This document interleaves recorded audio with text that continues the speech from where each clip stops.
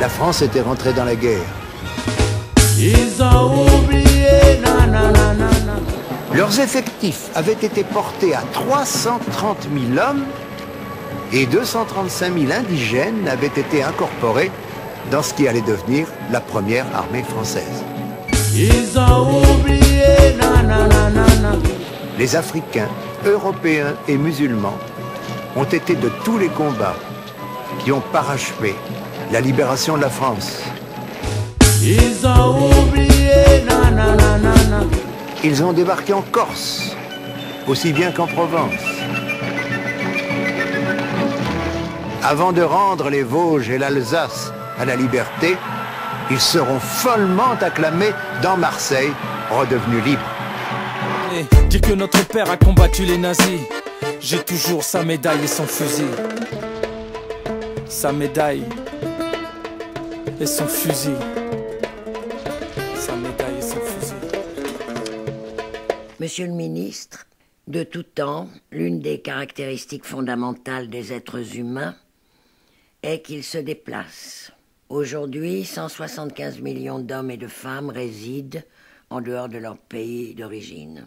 Nous vivons dans un pays où des gens ont tellement peur des policiers qu'ils sautent par la fenêtre pour leur échapper alors qu'ils n'ont rien à se reprocher.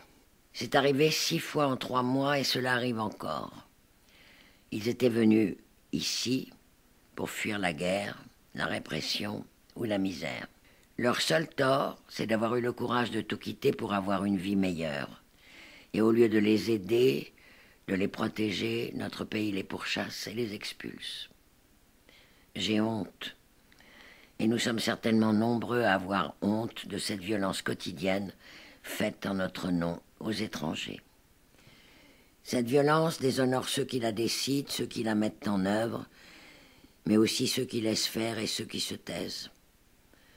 Chacun devrait hurler pour que de telles tragédies ne puissent plus se produire en France et partout dans le monde, pour que jamais nous nous habituions à l'inacceptable. Chacun devrait hurler pour que notre société ne tourne pas définitivement le dos à la solidarité et à la fraternité.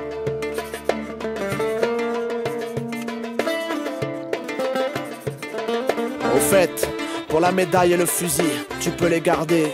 Tout le monde s'en fout ici. Personne ne s'intéresse aux poilus algériens. Ici on préfère les Marines américains. Ils disent que soldat Ryan leur a fait gagner la guerre. Et pas une ligne sur le courage de notre père. Quelle triste histoire, quelle triste vie. Mais le français oublie toujours. Les parents de la victime n'oublient jamais. Ils ont oublié.